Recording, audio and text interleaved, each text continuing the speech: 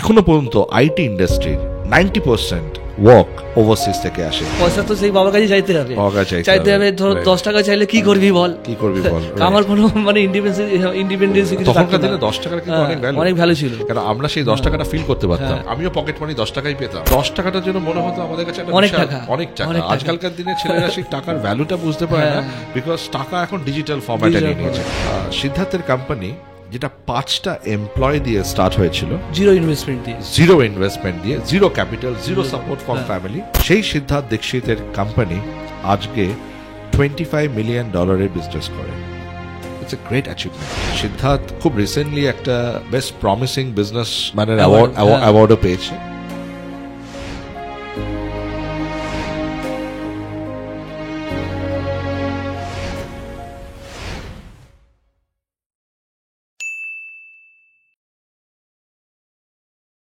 Hello and welcome to another season of My Career, My Choice podcast. এই সিজনে আমি হব হোস্ট, আর আমি নিয়ে আসব অনেক অতিথিকে যারা নিজেদের ক্যারিয়ারে নিজেদেরকে এস্টাবলিশ করেছে, যাতে তাদের ক্যারিয়ার জার্নিটা তোমরা শুনতে পারো এবং তাদের যে হার্ডেলস ছিল লাইফে সেইটা তারা কিভাবে ক্রস ওভার করেছে সেটা থেকে তোমরা একটা নিজেদের শিক্ষা নিতে পারো এবং তোমরা সেটা তোমাদের লাইফে ইমপ্লিমেন্ট করতে পারো।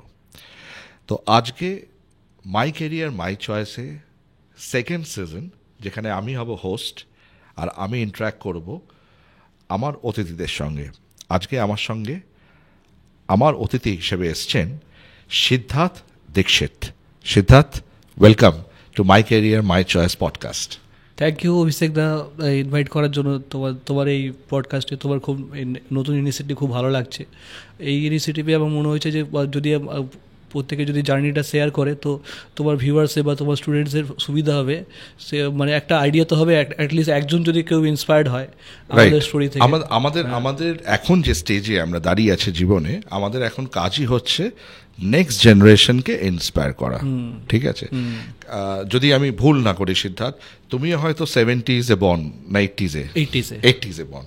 তো তুমি যখন 80s বর্ন হয়েছো, তো তুমি আমরা 80s বর্ন কিডসদেরকে আমরা বলি তারা 90s দশকটা একটা অন্য রকমের মানে এরা ছিল আমাদের জন্য। ঠিক আছে, এখন সেটা অনেক পরিবর্তন হয়ে গেছে। এখন 2024-এর যেই বাচ্চারা মানে আছে তারা সব মিলেনিয়াম বর্ন কিডস, এবং আরো যত দিন এগোবে তখন আমরা দেখবো যে সোশ্যাল মিডিয়া বর্ন কিডস, মানে 2010 সালে যদি আমি মিস্টেক না করি ফেসবুক কিংবা আদার সোশ্যাল মিডিয়া অ্যাক্টিভেটেড হয়েছে ওয়ার্ল্ড ওয়াইড। ঠিক আছে, তো আমরা যারা আমি 70s, ঠিক আছে, আমরা যারা 70s 80s বর্ন কিডস, আমাদের সেই টাইমে ক্যারিয়ার ফোকাসটা ছিল অন্য রকমের। ঠিক আছে, একটু আলাদা রকমের ছিল।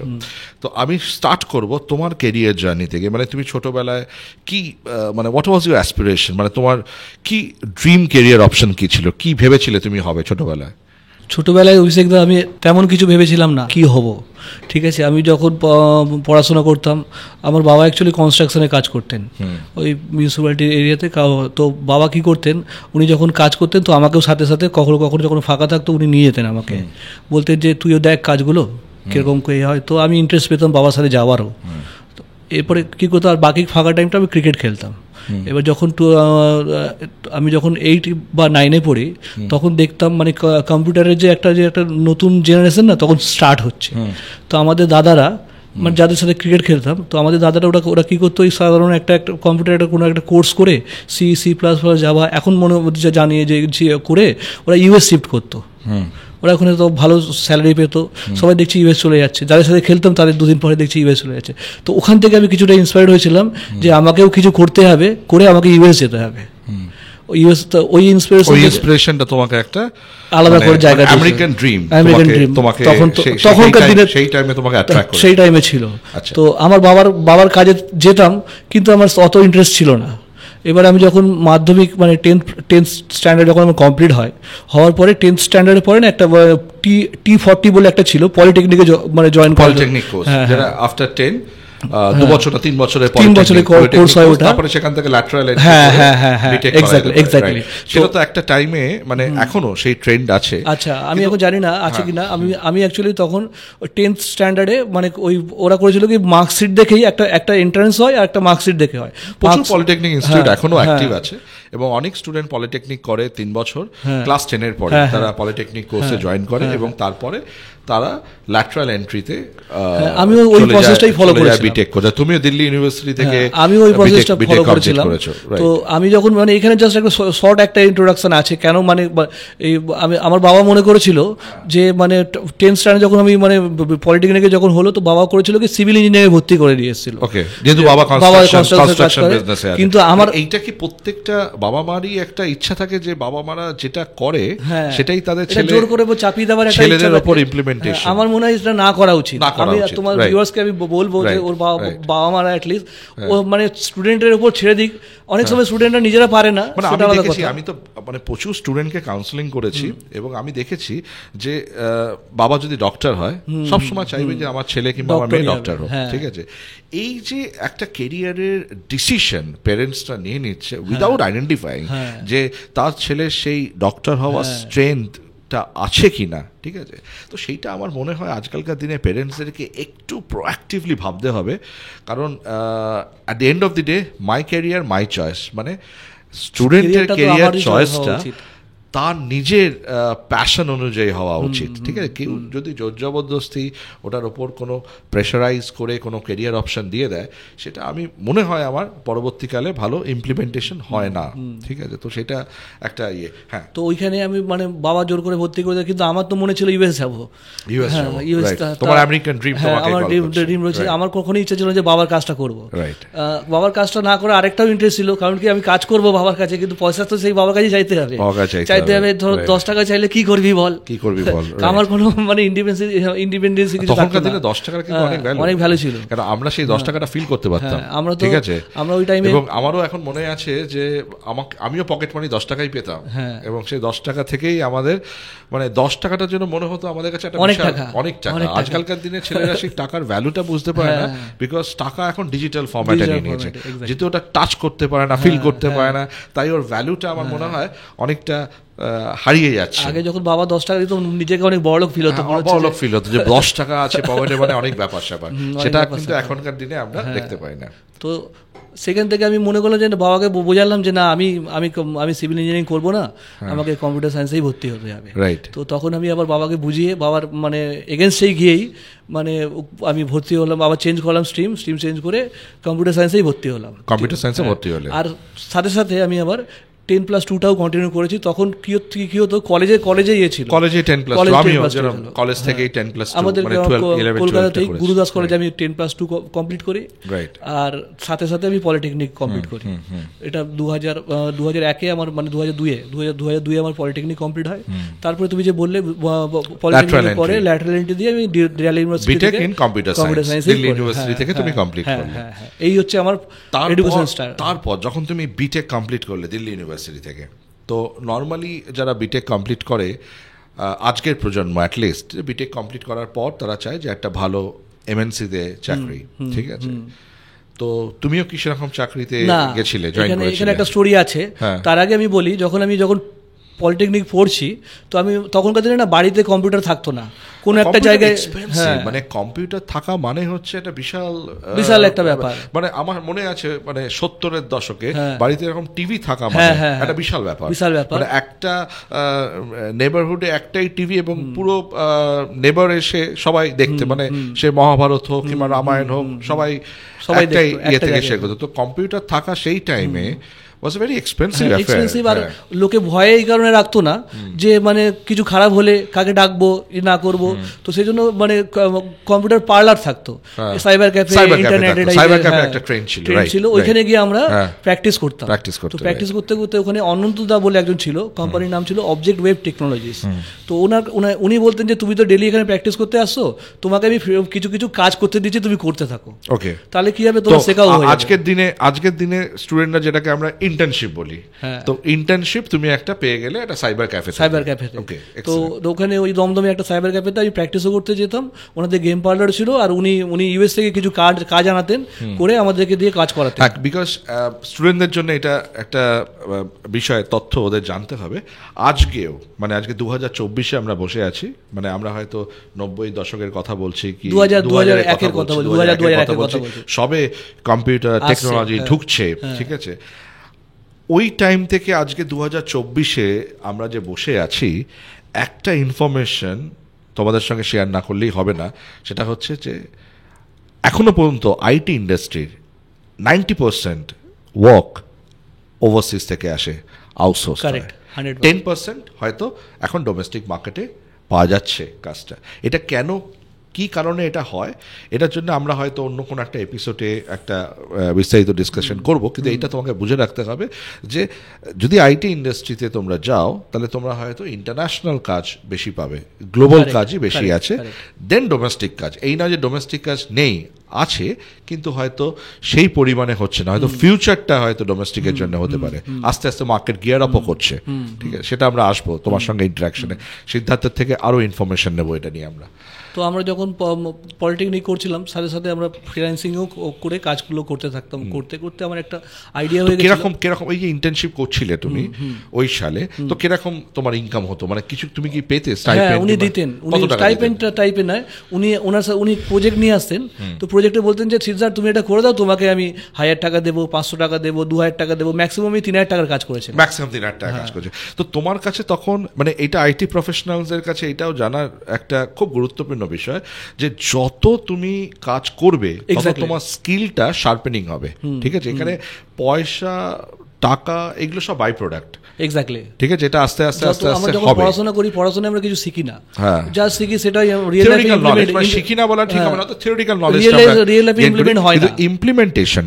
ইমপ্লিমেন্টেশনটা ইজ আ ভেরি ইম্পর্টেন্ট। করতে গিয়ে মানে অনেক চ্যালেঞ্জেস আছে, সেগুলোকে তুমি প্রবলেমগুলো সলভ করতে গেলে তখন তোমাকে মনে হবে যে না এটা শিখলাম, ওটা শিখলাম, রাইট। তো ওখান থেকে আমার একটা তোমার ইন্টার্নশিপ শুরু হলো, তুমি একটা স্টাইপেন্ড টাইপের পেলে, ছোট ছোট অ্যাসাইনমেন্ট করলে, ইন্টারন্যাশনাল প্রজেক্ট করলে, 2-3 টাকা ইনকাম করলে তুমি। তারপর তখন থেকে আমার মনে হচ্ছিল যে আমারও এরকম কিছু করা উচিত, যে মানে কোথাও চাকরি না করে আমারও মানে তোমার মধ্যে সেই এন্টারপ্রেনারশিপ স্কিলটা আস্তে আস্তে ডেভেলপ করতে শুরু করলো।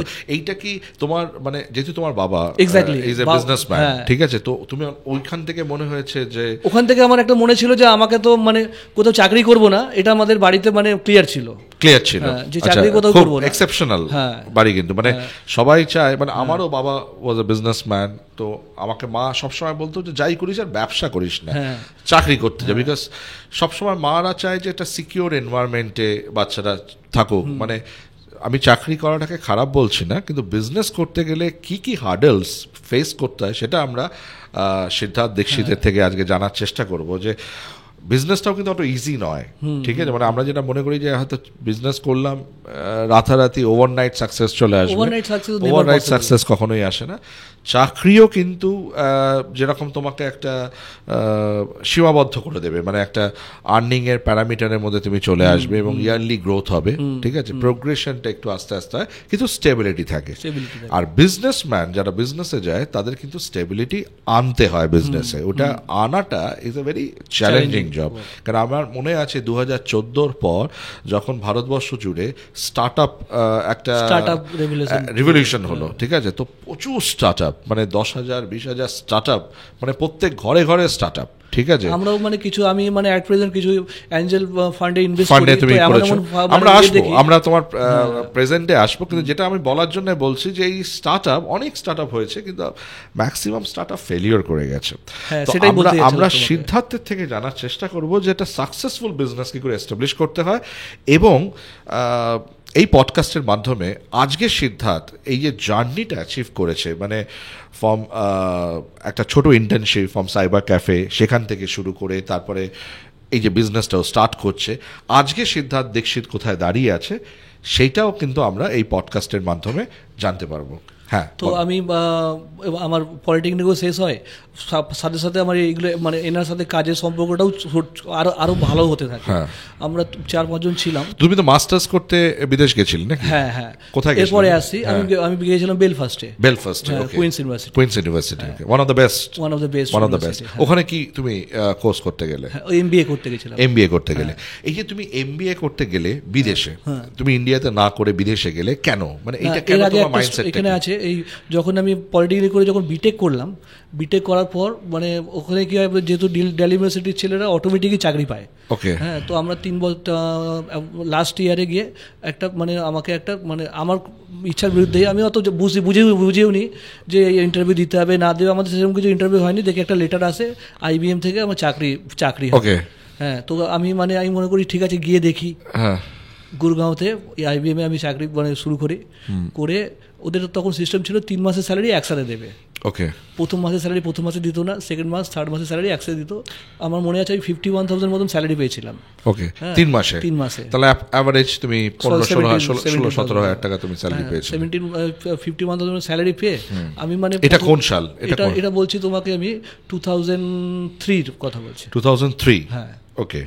2003 17,000 টাকার একটা স্যালারি প্যাকেজ তুমি IBM থেকে পেলে। ওকে, ওখানে করলাম। এবং যেদিনকে আমি মানে জয়েন করেছিলাম, আমি মানে এমনি না বুঝেই জয়েন করেছি, দেখি একটুখানি একটা মানে চাকরি করবো সেই হিসাবে জানি, দেখি ব্যাপারটা কি। দেখতে গিয়ে মানে প্রথম দিন থেকে মনে হচ্ছিল কবে যে ছাড়বো, প্রথম দিন থেকে ভাবছি ছাড়বো। তো কত বছর চাকরি করলে তুমি? না, 3 মাস করেছিলাম। 3 মাসে চাকরি করেছিল, একটা কোয়ার্টার। হ্যাঁ, 3 মাস করে স্যালারিটা নেওয়ার জন্য। তোমার ডিএনএ তে অলরেডি আছে হচ্ছে বিজনেস। আমি ভাবছিলাম যে স্যালারিটা পেলেই আমি ছাড়বো।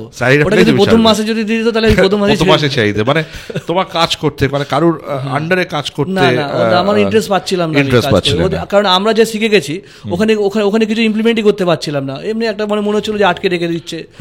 তো এবারে আমরা তো অনেক কিছু জানি, আমরা যেহেতু ফ্রিল্যান্সিং এ কাজ করে অনেক কিছু জেনে গেছি। তো তখন আমি মানে করলাম কি 3 মাসের স্যালারিটা পেয়ে ওই ব্যাংকের তখন ডেবিট কার্ড ছিল, টাকাটা তুলে আমি বলে দিলাম, আমি ম্যানেজারকে ফোন করে বললাম I will not come from next day. তো বললো যে না, তোমার ন্যাশনাল এমপ্লয়মেন্ট রেজিস্টারে তোমার নাম উঠে যাবে, ব্ল্যাক লিস্ট হবে, হয়তো আমার প্যান কার্ড দিয়ে সার্চ করলে হয়তো এখনো পাওয়া যাবে ব্ল্যাক লিস্ট। আচ্ছা, ব্ল্যাক লিস্ট। মানে তুমি ওদের মানে নোটিস পিরিয়ডটা সার্ভ না করে তুমি চাকরি ছেড়ে দিলে। ওকে। তো বললো যে এরপরে তুমি আর কোথাও চাকরি পাবে না। এইটা কিন্তু আমি প্রত্যেকটা মানে ইউথকে বলবো যে এটা করতে না, বিকজ এইটা আইটি ইন্ডাস্ট্রিতে যদি তুমি নোটিশ পিরিয়ড সার্ভ না করে চাকরি ছেড়ে দাও, এটা খুবই খারাপ, তাহলে কিন্তু তুমি ব্ল্যাক লিস্টেড হয়ে যাবে কোনো দিন, কিন্তু তুমি অন্য আইটি ফার্মে চাকরি করতে পারবে না। সেটা একটা নট অ্যাডভাইজেবল। রাইট, বলে না মানে এই স্টান্সটা তুমি নিও না। তো আমি মানে আমাদের তোমার চ্যানেলে তুমি একটু নিচে লিখে দিও যে this is not to be followed.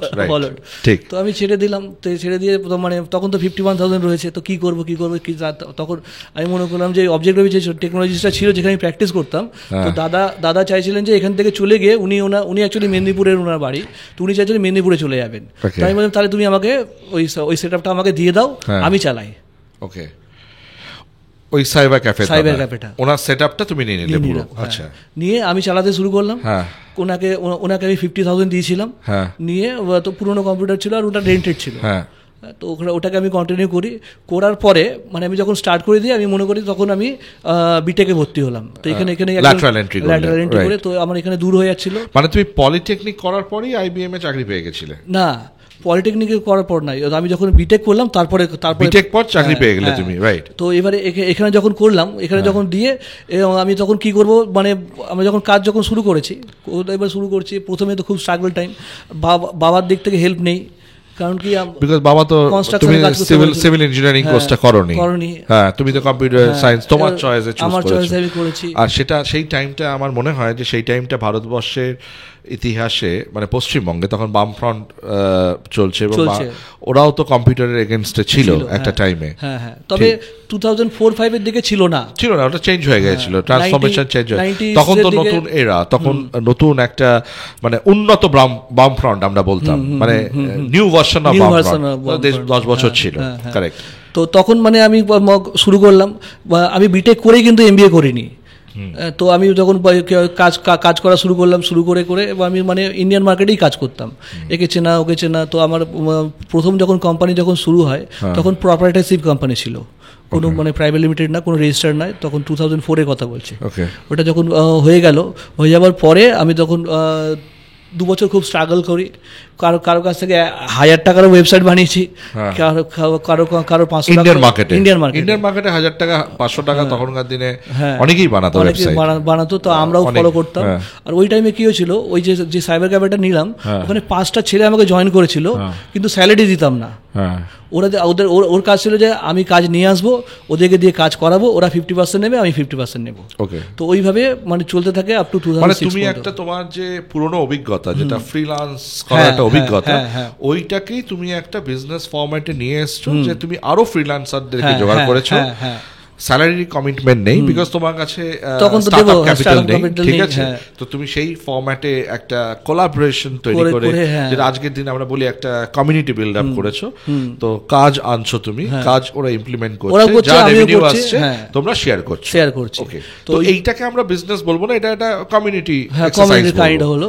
এবারে দেখতে দেখতে আমার মনে হলো যে কিছু একটা টাইমে গিয়ে মনে হলো যে না, এইভাবে হচ্ছে না, এইভাবে বিজনেস হতে পারে না। মানে এইভাবে ফ্রিল্যান্সিং একত্রিত করো, তাহলে এটা ব্যবসা কোনোদিন হতে পারবে না, বিকজ সবাই অংশীদার। তো এবারে 2006-এ আমি 18 জুলাই 2006-এ ভেহেমেন্ট টেকনোলজিস প্রাইভেট লিমিটেড বলে একটা কোম্পানি আমি রেজিস্টার করি। ওখানে ডিরেক্টর আমি আর আমার ফ্রেন্ড থাকে, মানে আমি মেন ডিসিশন মেকার হই। তখন থেকে আমাদের 2006-এ। আর তুমি মাস্টার্স করতে কবে গেলে? মাস্টার করেছি আমি 2007-এ। 2007 মানে 2007 মানে ও যেই টাইমে ইউকেতে গেছিল তার 1-2 বছর বাদে কি 1 বছর বাদে লেমন ব্রাদার্স ক্র্যাশ করলো। হ্যাঁ ওটা 2008-এ হয়েছিল। 2008-এ রাইট। ওটা ইউএসএ লেমন ব্রাদার্স ক্র্যাশ করলো এবং ইউকের মার্কেটে কিন্তু বিশাল বড় ইমপ্যাক্ট হলো, খুবই ইমপ্যাক্ট হয়। এবং আমি যদি ভুল না করি, বিকজ তখন অলরেডি আমিও ওভারসিজ এডুকেশন কনসালটেন্সিতে চলে এসেছি, এবং আমি যদি ভুল না করি 2007 was a transformation year in UK visa system. মানে ওরা ট্র্যাডিশনাল ভিসা সিস্টেম থেকে ওরা পয়েন্ট বেস সিস্টেমে কনভার্সন করলো, এবং হয়তো কিছুদিনের জন্য পোস্ট স্টাডি ওয়ার্ক পারমিটও বন্ধ হয়ে গেছিল। সেটা কি তোমরা পেয়েছিলে? আমরা যখন মানে ইনিশিয়াল জয়েন করেছিলাম তখন ছিল না, লাস্ট 3 মাসে আমাদের ছিল। লাস্ট 3 মাসে তোমাদের ছিল একটা, বাট বিকজ ওটা একটা ট্রানজিশন পিরিয়ড ফর মানে ইউনাইটেড কিংডম অ্যাজ ওয়েল। তো সেইটার মধ্যে তুমি পড়েছিল 2007-এ। ওই টাইমটা মানে আমাদের জন্য টাফ টাইম ছিল, রাইট, টাফ টাইম ছিল।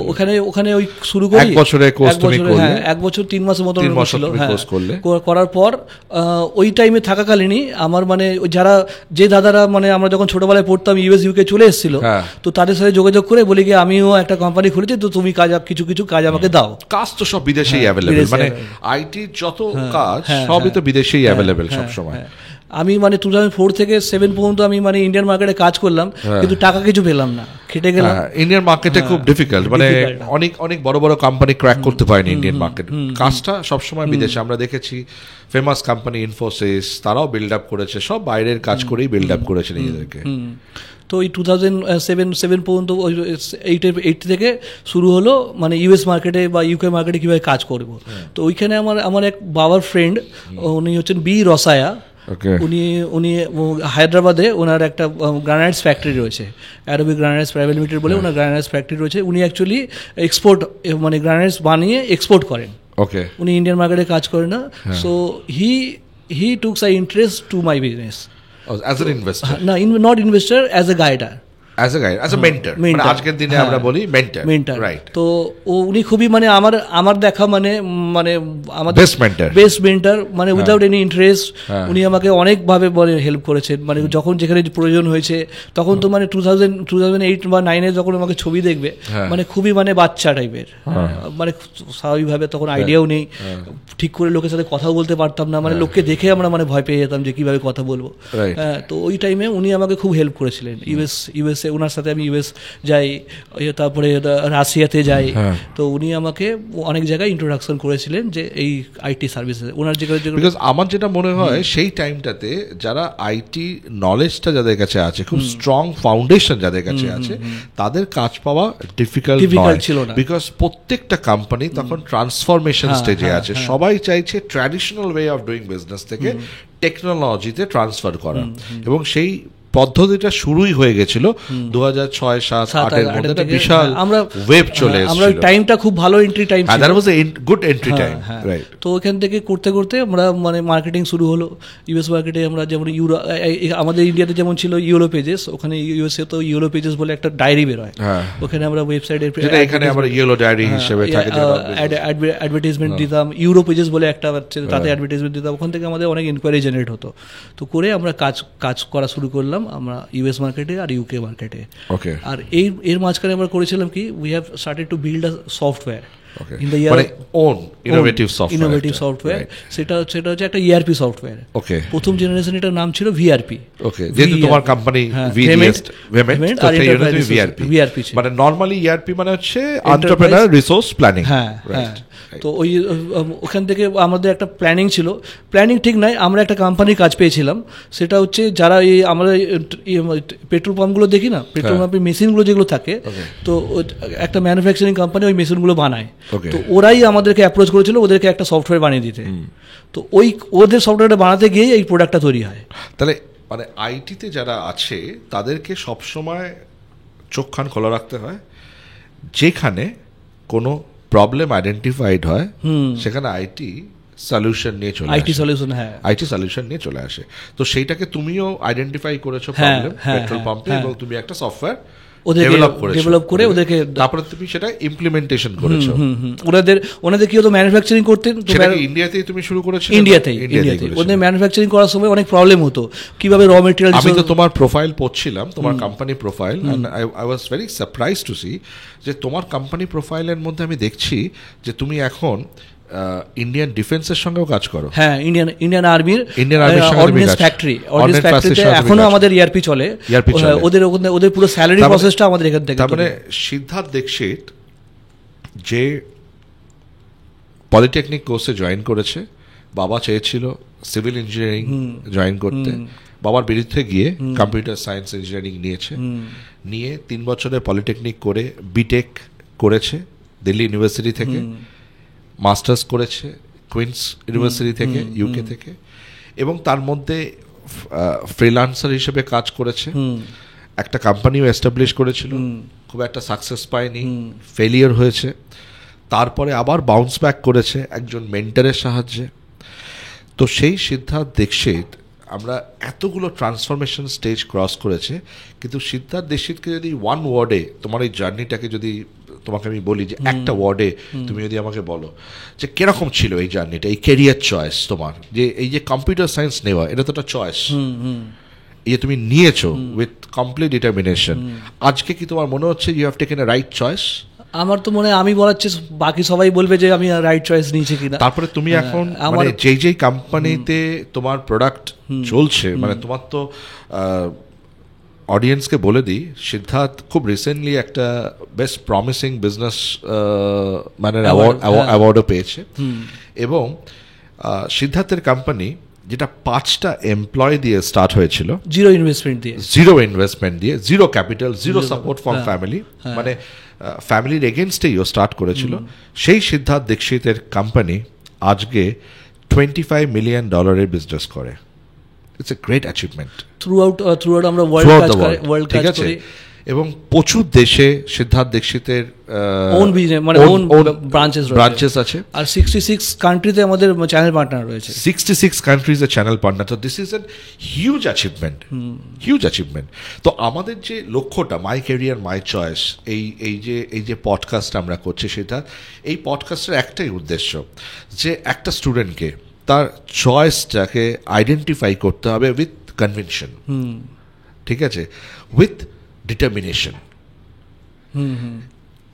চয়েস যদি ভুল হয়, মানে আজকে যদি আমরা কোনো রং চয়েস, যেরকম তোমার বাবা চাইছিলেন তুমি সিভিল ইঞ্জিনিয়ার হও, হয়তো তুমি হয়ে যেতে, বাবার ইনহেরিটেড বিজনেস, তুমি হয়তো দেখতে, কিন্তু আজকে যতটা তুমি মেন্টালি স্যাটিসফাইড তোমার কাজ নিয়ে, সেটা হয়তো সেই টাইমে হ্যাঁ হতো না। বলার কি বাবার কাজে জয়েন করলে হয়তো আমি মানে ফাইন্যান্সিয়ালি আমার সেই মাইন্ড স্যাটিসফ্যাকশনটা থাকতো না যে আমি কিছু করেছি, মাইন্ড স্যাটিসফ্যাকশন যে আমি নিজে কিছু করলাম মনে হবে না, মনে হলো যে বাবারটাই হয়তো।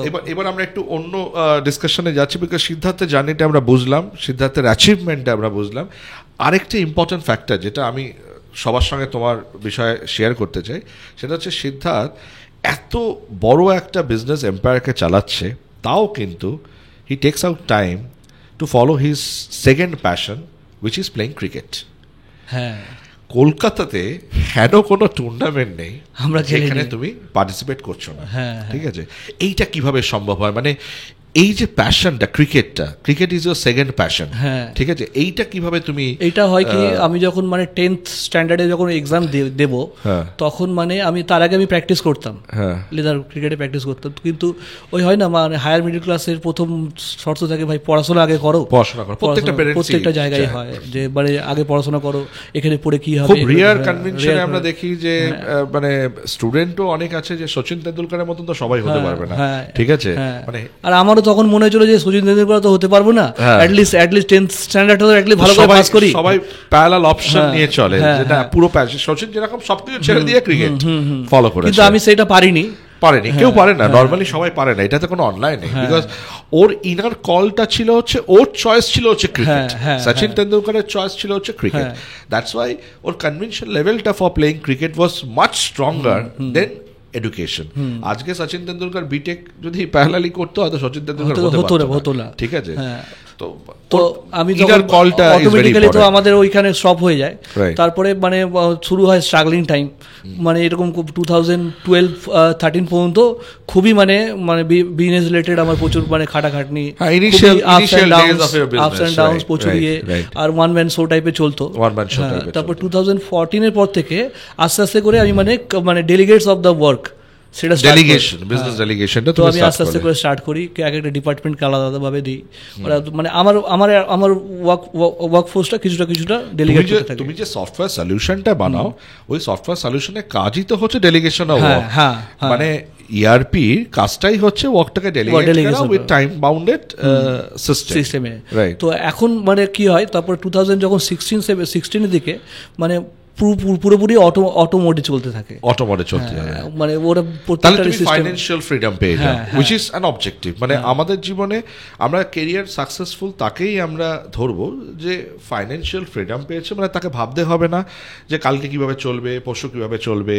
তার বিজনেসে সে যদি সময় না দিয়ে তার যদি সেকেন্ড প্যাশন সে ফলো করে, সেটাও করতে পারে, ঠিক আছে। তো তাহলেই আমরা সেটাকে সাকসেস হিসেবে কিন্তু কনসিডার করবো, আদারওয়াইজ কিন্তু আমরা এটাকে success. Siddharth Dikshit is a success story, because তুমি অ্যাচিভ করেছো তোমার বিজনেস সাকসেস, ঠিক আছে, উইথ ফার্ম চয়েস। মানে তুমি কম্পিউটার সায়েন্স নিয়ে পড়তে চেয়েছিলে, সেটা তুমি চুজ করেছো, এবং উইথ ডিটারমিনেশন তুমি এগিয়ে গেছো জীবনে।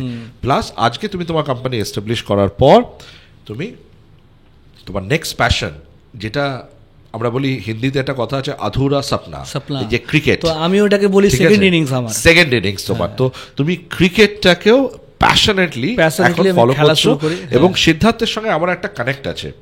আমরা নিউটাউনে একটা নিউটাউন প্রিমিয়ার লিগ বলে একটা টুর্নামেন্ট হয়, তো সেইখানে একটা টিম আছে টাইটান্স বলে, নিউটাউন টাইটান্স। তো নিউটাউন টাইটান্সে Siddharth is the captain and I own that team.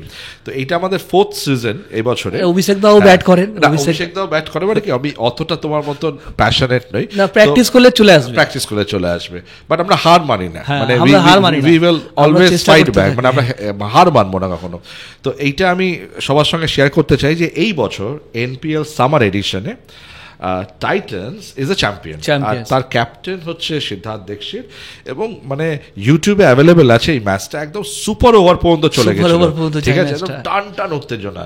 তো সিদ্ধার্থ হ্যাজ মানে তার প্যাশনটা ফলো করে আমাদের অনেক দিনের স্বপ্ন ছিল যে আমরা এই NPLটাকে, নিউটন প্রিমিয়ার লিগটাকে আমরা কোনো চ্যাম্পিয়ন হব। আগে একবার আমরা রানার্স আপ হয়েছিলাম, এটা সেকেন্ড এডিশনে আমরা রানার্স আপ হয়েছিলাম।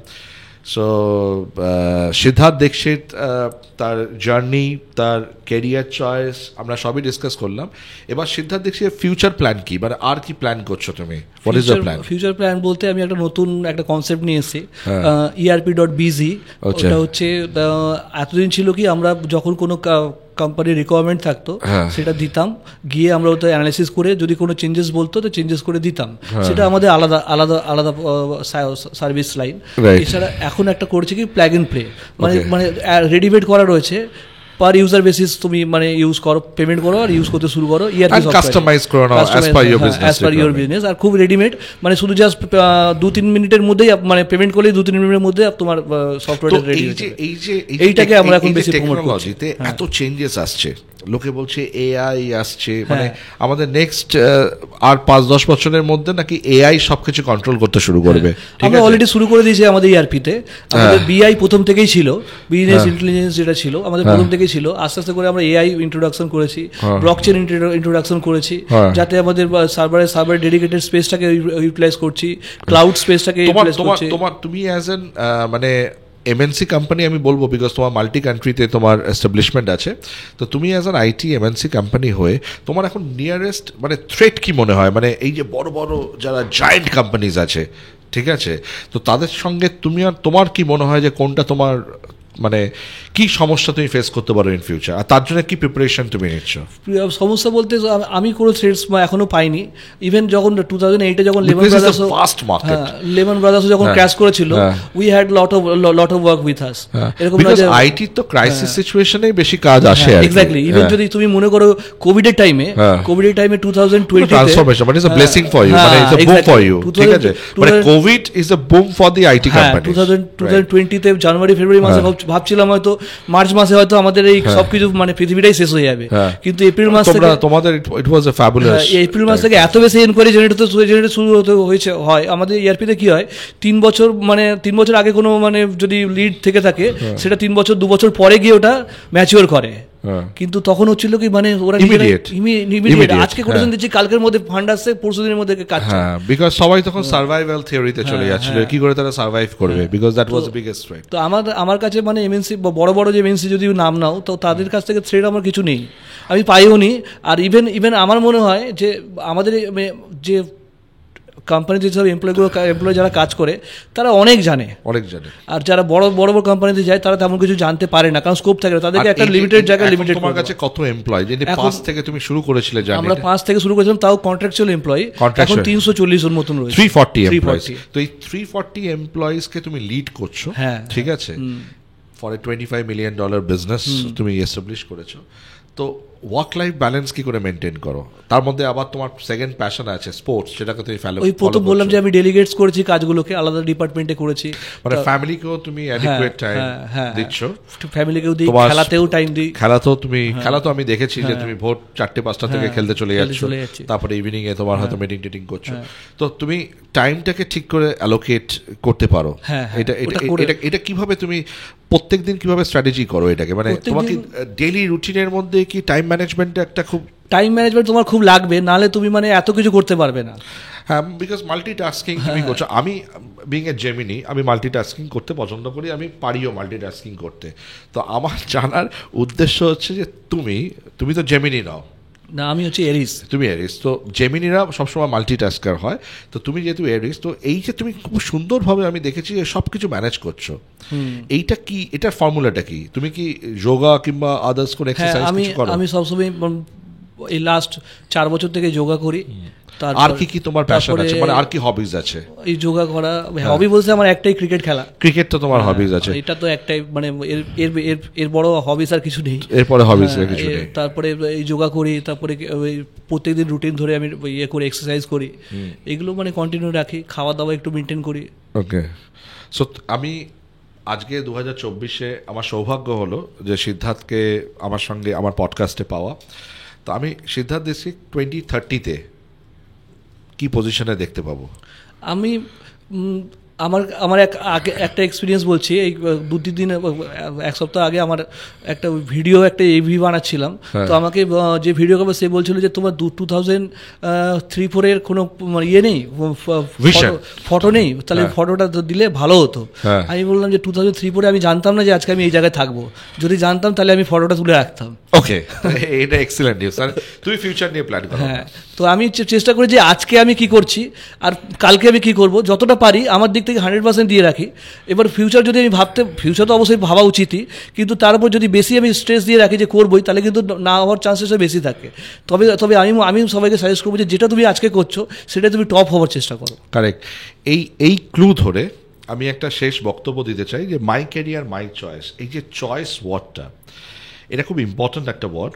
এই চয়েসটা কিন্তু ফিউচার চয়েস না, এই চয়েসটা আজকের দিনটা আমরা কিভাবে স্পেন্ড করব সেটা ডিটারমাইন করবে আমার কালকের ফিউচার কি হতে চলেছে। তো আজ যদি আমরা ঠিক করে স্পেন্ড না করি, ঠিক করে ইউটিলাইজ না করি, তাহলে আমাদের ফিউচার কিন্তু ব্রাইট হবে না। ঠিক আছে, তো প্রত্যেকটা দর্শককে যারা আমাদের চ্যানেলে দেখেছে আমাদের ফার্স্ট সিজন, সেকেন্ড সিজনে ডেফিনেটলি সিদ্ধার্থের মতন আমরা আরও অনেককে নিয়ে আসব। তো আজকে আমার রিকোয়েস্ট থাকবে যে এই সিদ্ধার্থের যে স্টোরিটা, এটা তোমরা সবাই মাই ক্যারিয়ার মাই চয়েস চ্যানেলটা সাবস্ক্রাইব করো এবং শেয়ার করো, লাইক করো এবং ছড়িয়ে দাও। কারণ সিদ্ধার্থের স্টোরিটা can be an inspiration for somebody very close to you. কারণ এই ডিটারমিনেশন কিন্তু আমি অনেক দিন বাদে দেখলাম যে একটা মানুষ তার পেরেন্টসের এগেনস্টে গিয়ে তার ক্যারিয়ারটাকে চুজ করেছে এবং সেখানে সে এস্টাবলিশ হতে পেরেছে নিজেকে। তো আজকের my career my choice podcast আজকে এখানে আমি শেষ করব। Thank you Siddharth for being a part of my career my choice. Thank you very much.